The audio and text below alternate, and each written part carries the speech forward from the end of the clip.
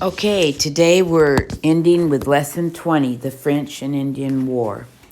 I'm going to start out by reading Psalms 23 from the Bible.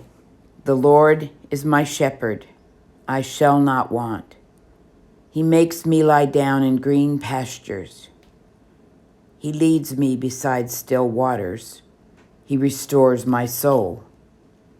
He leads me in paths of righteousness for his name's sake. Even though I walk through the valley of the shadow of death, I will fear no evil, for you are with me. Your rod and your staff, they comfort me. You prepare a table before me in the presence of mine enemies. You anoint my head with oil. My cup overflows. Surely goodness and mercy shall follow me all the days of my life, and I shall dwell in the house of the Lord forever. This Psalms is an excellent antidote to entitlement. We are promised that God will stay with us always as our good shepherd, even when we are in the valley of the shadow of death, that he will provide for our needs, comforts, and protect us. The Psalms does tell us we should get whatever we want. That's wrong. The Psalms doesn't tell us we should get whatever we want. In fact, it tells us that we will encounter hard times. But it does teach us that in the valley of the shadow of death, he will prepare a table of good things for you. The overwhelming theme of this Psalms is that God is good all the time, and all the time God is good.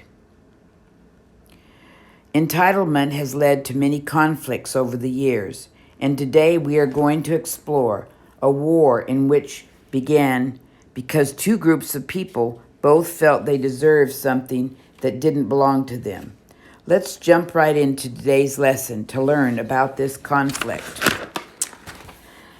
Who owns the land? We've been focusing on the newly settled eastern strip of North American coastland, watching the first steps taken on its rocky shores, admiring its indigenous people, and cheering on all of humanity in their struggles and victories. Let's look eastward today, across the Atlantic into Europe. The three superpowers of this country at the time were Britain, France, and Spain. These kingdoms overflowed with riches, were ruled by powerful monarchies, and had knaves and countless people at their disposal. They had been shuttling pilgrims and settlers overseas to claim various areas of land. It was only a matter of time until they began to fight over their claims. Ironically, these large countries, which were so close in proximity, fought their battles across the ocean on a foreign piece of ground, America. The British, French, and Spanish had all claimed land in North America, but there was a problem. As they wanted to send more settlers and draw more resources, they needed more land. This, of course, led to disputes over who owned what. They desired to have something that wasn't theirs, and these countries all felt entitled to take the land they wanted, even if that meant people had to die in the process. This jealousy and greed over territory grew, and by the year 1754, the people of America once again found themselves engaged in war. France and England both wanted the same land that belonged to the indigenous people in the first place, and they were all willing to do whatever it took to claim it. The Ohio River Valley. The land they were fighting over is known as the Ohio River Valley. Let's zoom in on that map we looked at before. Do you see the area with lines running around through it? That is the land they were fighting over. And I'm sure your teacher has showed you that map. The land was literally crawling with abundant wildlife that could be hunted for their valuable skins and furs, which were repurposed for warm, practical clothing or royal robes and vestments back in Europe. Whoever the buyers were, the ample hunting opportunities promised a huge profit. Are you seeing a pattern in early American history? We've learned that many settlers came to the New World for fame and fortune. The Ohio River Valley promised just that for the country that owned it. But the French had started building forts in that area and had also established good relationships with the indigenous Americans who lived there. They were happily trapping and trading and making good money along their way.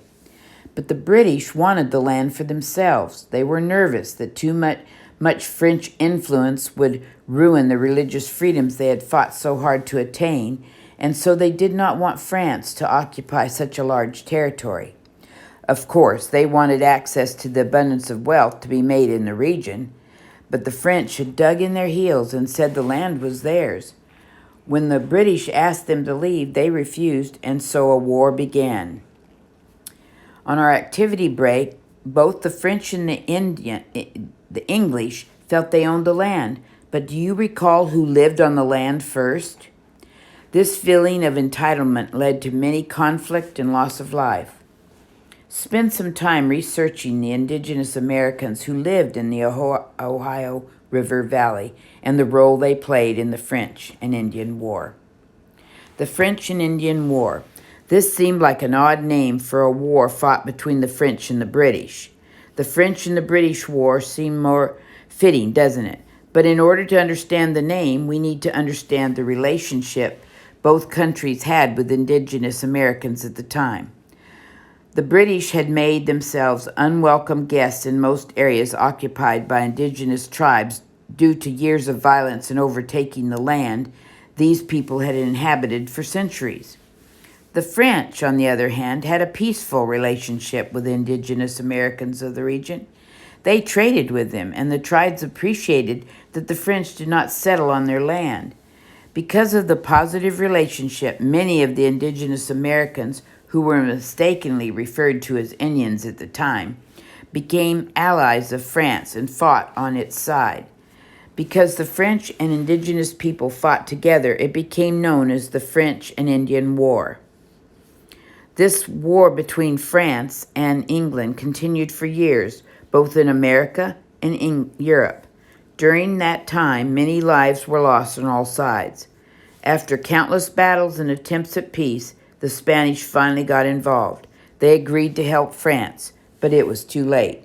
British forces had claimed major victories in Europe, as well as North America, and in 1763, the French and Indian War came to an end. A peace treaty called the Peace of Paris was signed by all sides. This treaty ended the war and also declared that all French territory in North America now belonged to the British. In addition, Florida, which was owned by Spain, was also given to England. This was an important milestone in American history as the British colonies began to expand. This war also produced some of the finest military men, including soldiers, strategics, and generals, all of whom we will eventually learn about. Although every war is deeply grieving to the heart of God, He can use all things for His purposes. There was a bigger, far more important war on the horizon for America, and it was one that would forever change the course of history. For an extension activity, why was the Treaty of Paris called a peace treaty? Did all the people who signed the treaty get what they wanted? What happened when someone breaks a treaty agreement? Discuss the topics of treaties as a family. And this concludes Lesson 20. Hope you guys have a good day.